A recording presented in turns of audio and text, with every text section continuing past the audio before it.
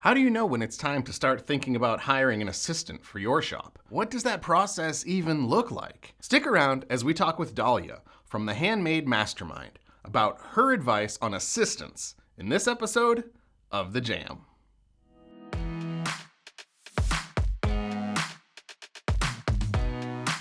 What is up? I'm Gordon from Marmalade. I'm Richie from Marmalade. And today we have a very special guest with us today. We have Dahlia from the Handmade Mastermind. Thank you so much for joining us again, Dahlia. I'm so glad to be back again. It's been a very long time. It's been a super long time, yeah. So Dahlia's been with us before. You guys can look up previous jams. I'm sure we'll have them linked in the description below and on the blog if you want to find those. But yeah, today we've got a cool topic to talk about with you. And this is something that I think a lot of sellers are apprehensive about. And we're going to be talking about, working an assistant into your daily routine and the tasks that you need to complete with your shop. And how do you navigate that when it's tough to give over some of that control? You're used to doing things the way that you want to do them. You want to make sure they're done right. You want to make sure you find a person that fits and not have to go through a bunch of different people. How do you start to navigate that when you feel like you're ready to make that leap? I think the first thing I want to start with is people don't know if they're really ready. Sometimes people believe that they're ready. It sounds like a good idea, but I really encourage people to do the math. Some writing work regarding what they're going to have their assistant work on. So first, I'd recommend if it's right time to hire an assistant, that means you can't really work on your business. Okay, you're only fulfilling orders. You're just doing all that. You don't have time to work on new product launches, SEO. I mean, whatever it is to grow your business. When you find yourself repeatedly, let's say if you work 40 hours a week, let's say 35 plus is only used to keep the business moving, which is just fulfilling orders, then you probably know it's time. That's hint number one. Hint number two is if you could afford it. Okay. So profit margin, that deserves a whole nother discussion. But if you're really only being able to fulfill orders, then you probably should have a good amount of money coming in, revenue coming in, and hopefully your profit margin is pretty healthy. Having said that, you should be able to afford to be able to hire an assistant. During that time, this person will be fulfilling orders, right? What will you be doing? You have to have the answer to this, not just for today, tomorrow, but you have to have the answer to this long term. Assuming you want to hire this person for, keep with you for a very long time. It has to be high value things. I mean, things that move your business forward, things that grow your business. So new product lines, your own website, SEO, whatever it is, strategies that help your business. That's the first thing people need to make sure they have a plan for. Do they need the person? Could they afford them? And once all that's set in place, do you have a plan of what you're going to be working on? You don't want to hire somebody $10 an hour. We're not going to be working on things that grow your business. You know what I'm saying? If you're just dilly-dallying or think that you're working on things that make a difference in terms of growth. Does that make sense? Mm-hmm. Absolutely. Yeah. Yeah, anytime you're going to hire somebody, you're going to want to make sure that you are going to get some multiple of what you're spending back. I mean, it's an investment, right? So you want to make sure that it's worthwhile. So I'm going to pay somebody this much and its value to my business is greater than that. Absolutely. Yeah, and there's always things on your to-do list you have to get done. I think I encourage people to think about everything and then say, what are the highest priority items on this list? So things that make money, I hate to use the word short term, but more short term than long term. So what you don't want to do is say, I'm going to hire an assistant, and while I'm hiring her, I'm going to be working on Google SEO for my website. That's a long term strategy. You won't see the fruits of your labor for a very long time if people know what Google SEO is about. You want to work on things that bring you immediate money. When I say immediate, over several months, like product launches, like redoing your Etsy SEO, things of that sort, because then you're able to sustain yourself and say, okay, now I'm making even more money. Now I'm able to start working on things that take a little bit longer to see the results, Now, after you get that settled in, you have to find candidates. Okay. So personally, I post on local job Facebook groups and I did Indeed. Guys, one time I posted on Indeed. Do you know how many resumes I received? It was so crazy. And it was just like a regular, really old assistant job. Like it wasn't even that big of a deal. I received over 400 in a 400 matter of cow. days. in a matter of days. Okay, there's people that want jobs. Okay, end up finding quite a bit of candidates, but I think it's important for us to understand what we're looking for first. What is the bare minimum we need from somebody? Because a lot of times what you're looking for has to be trained.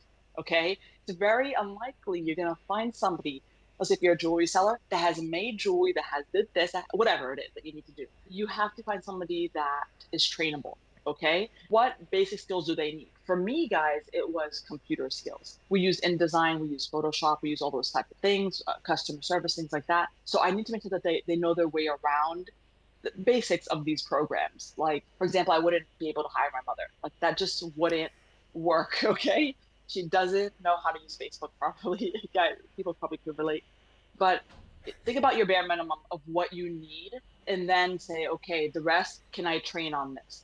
So then you know what you need to post in the job posting, for example. Also think about the bare minimum, what you need for hours, days, all that stuff that you have to say, if somebody doesn't meet these requirements, I can't even talk to them. Literally, right? I need somebody from Monday through Friday, 8 to 4. If you can't meet that, and tell them they can't work Mondays, which happened once, I was like, no, not going to work. So after you get that done, you don't meet people yet. You have to screen them because you're going to be meeting so many people that nobody has time for that. You screen them over the phone, right? So let's say you narrow down to 20 candidates. I personally print out their resumes and I call them on the phone, and I pretty much ask the same questions that's in my job posting.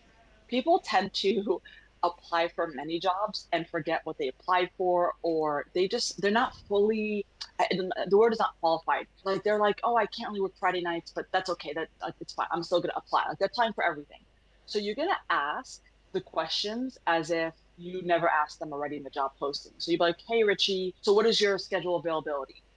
Instead of saying, so are you available Monday through Friday, 8 to 4? You're not going to ask it that way. You're not leading them.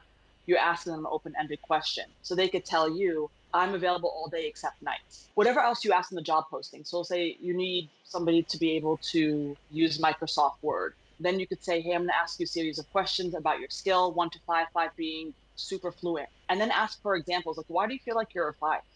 Like, just like that. Like, why do you feel like you're a 5? And they would give you examples. Yeah, I like that. So you make them think, and then you're gonna get a little bit of an idea of what it's gonna be like to work with them instead of just yes, no. Have you ever used Microsoft Word? Yes. Do you know how to use a computer? Yes. But when you're saying, hey, rate yourself, well, I gotta pause and I gotta think about that for a moment. And if I'm not thinking about it, you know that too. And then when you ask me like, well, why? Why do you say you're a 5? Right? Again, that's the kind of thing that you're gonna have interactions with this person on a daily basis. So you want to make sure that it's gonna go well. Yeah, and so like I said, this is just a phone call just to make sure that you're only narrowing down the candidates that you feel like is worth meeting and that you're getting what you need the bare minimum for, right? All those other types of questions, like situational questions in the workplace, how would you handle this, or how would you, all that type of stuff, which we'll go over, can be asked in person. But you have to make sure that you get the basics out of the way. Another basic is, I guess you would call them deal breakers. Like, I need people to work with me that will sign an NDA. I know that's kind of weird, but also a non-compete. Okay, so if they have a problem with that, we're not going to meet in person. I'm not going to wait till the in-person interview to ask that. If it's a deal breaker, you ask on the phone. You know what I'm saying? Yeah. If it's a question that you're able to not be lenient about, but it's not a hard yes or no type of question, then you can wait in person. I want to take a moment to thank you for tuning in to the Jam by Marmalade. Marmalade helps guide you to keywords that real Etsy shoppers are using, so you can get more sales doing what you love. Check out Marmalade in the link in the description or at marmalead.com. So you had about 400 resumes come in, and then you had phone conversations with those people. Do you remember about how many people you tried to screen that down to before you had phone conversations, and then how many people you met in person? Yeah, so first of all, I see the funniest things on resumes, so that's why I'm laughing. So I think I narrowed it down to like 25 people, which you might say is not a lot compared to like 400. It's still a lot. There was a lot of people that's not a right fit for me. Overqualified people as well. I personally believe if you hire somebody that's overqualified, they're not going to stay for long. A lot of people were literally just new to life, and I'm like, could they possibly be a great candidate? Yes, but I'm not here to be like, but maybe, especially since I had over 400 people come on in, if I didn't have that many people come on in, I wouldn't mind taking up a few more phone calls, So after I screen and I meet people in person, I do have quite a bit of questions I do ask them. I encourage people to print out their questions on a piece of paper. I also try to feel them out personality wise. And here's why. More important for us as solo entrepreneurs, we have a very small workplace. I'm assuming most of us would if we are hiring assistants. And you have to like the person. Like, Oh yeah. so I remember this when I used to work out in the real world. I remembered when I used to be a hiring manager, they used to tell us, would you go out for drinks with this person? Not that you would, but do you like them enough that you would hire them? That's something that's really important. Otherwise, you're going to be seeing each other day and day. It's not fun. It's just not.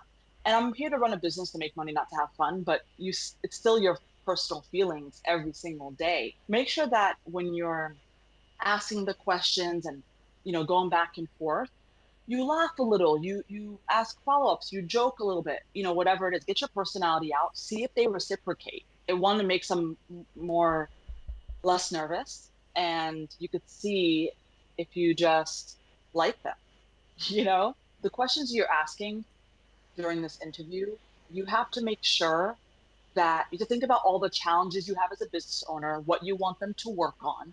Okay. See if you can form a question that helps you gauge if they would help fill that crack, right? How do you gauge if they're fast paced? Ask them situational questions about how their environment was in the previous jobs, and things of the sort. You have to this might take a hot minute for people. I've been a hiring manager for so long before I did this job, but use Google. There's a lot of information out there to help you come up with those questions. But again, you have to figure out what your challenges are, what you need from that person in that position. You know what I'm saying? Mm-hmm. So if technical ability is one of the things that you're concerned about, whether they can use Photoshop, InDesign, Illustrator, the Adobe suite, do you do any vetting on that? Do you kind of just take them at their word? Do you throw them little tiny projects and see can you do these things that we need you to be able to do with them? That's a great question. I don't need them to know how to use InDesign, Photoshop, etc.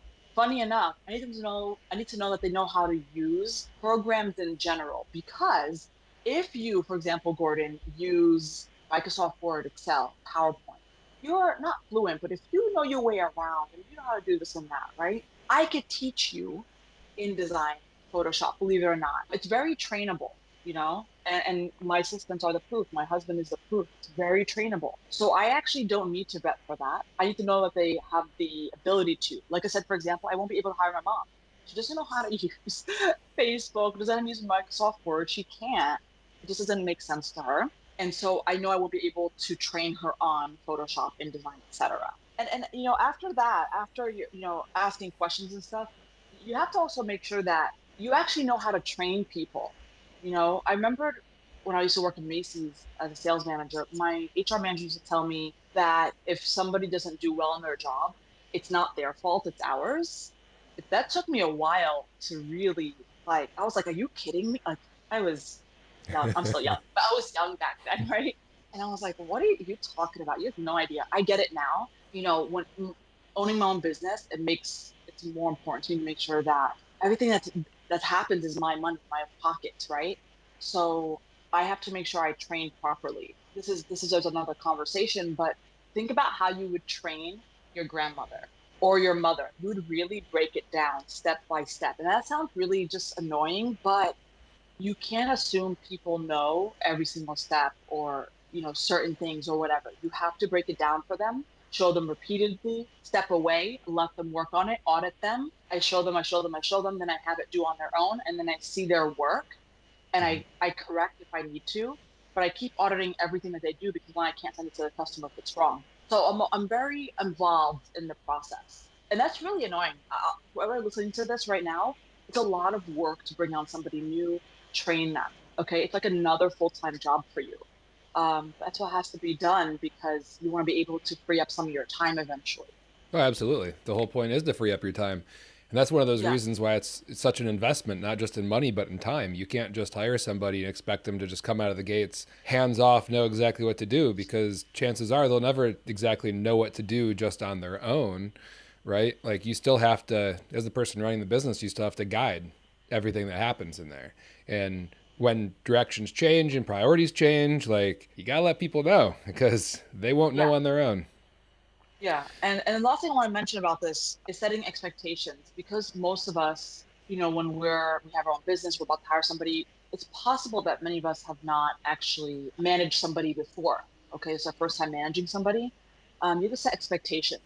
That can be very difficult for people to do. Meaning, like you're the boss, you have to act like the boss. These people are not your friends. You could be friendly, but they're not your friends. Setting expectations is really important. So the way I do it is, tell them that we'll be checking in officially just for like 10 minutes before the end of the workday every week.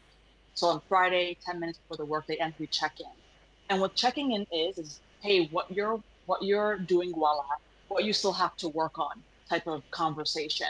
But I let them tell me the answers because I need their buy. I need to know that they're thinking about this. So when it's not like me just barking at them like, hey, you're not doing this well, you're doing this well. They may leave and not agree with you. They're not going to work on it. By checking in with them often, it's holding them accountable. When you're working, a lot of people also work from home. So if you bring something to your home like I do, it's very possible they may not take it as seriously as you do. By setting this expectation, I'm not the boss. It's a reminder that, hey, this is a real job. Like I'm paying you, like you know what I'm saying? Because the home environment subconsciously may not feel that way for them. And I tell them that this is just to make sure that they're successful in their position. I said it doesn't feel good to work somewhere not know what you're doing or how to do it right. You know, Yes. to be given the tools to succeed, it just feels amazing. And I tell them that. So this is why I do the weekly check-ins with them. So they know it's not just me being annoying or they shouldn't be annoyed by it. It's just to help them. I think that's it. Obviously this type of topic probably deserves so much more time. I don't know how much more time, but I think just with that alone, I think those pointers, it can lead people in the right direction if they're comfortable hiring somebody yet, what to do and all that type of stuff. Yeah, I Yeah. think that's fantastic. And I think you went over a lot of good points as far as how to know when you should be thinking about this. Like, as I'm selling things, it's easy to get wrapped up in things and not know. I feel like I might need an assistant, but like, I don't know. How do I know when I should reasonably be considering this? And the risk is if you take it too far and you're killing yourself working crazy hours all the time, like you said, it's going to take time to train somebody up. And so if you're trying to do that while you're still trying to manage everything else, which you're already behind on, I mean, that can be a real big struggle too. So knowing what those key indicators are and when you should be starting to consider that and what process to go through, I think this is immensely helpful, and it's going to help a lot of people as they're trying to figure out what they need to be doing with their own shops. Well, Dahlia, thank you so much for joining us and talking about this. I think this is something we haven't covered this before on the Jam, so it's a new thing for us, and I think you gave some really good advice for sellers to know where to start with this stuff. If people want to find out more about you, where can they find you? They could find me. The most popular place is the Handmade Mastermind Facebook group. To join there, thehandmademastermind.com as well. Awesome. Well, thank you so much. And we will catch everyone else next time on the Jam.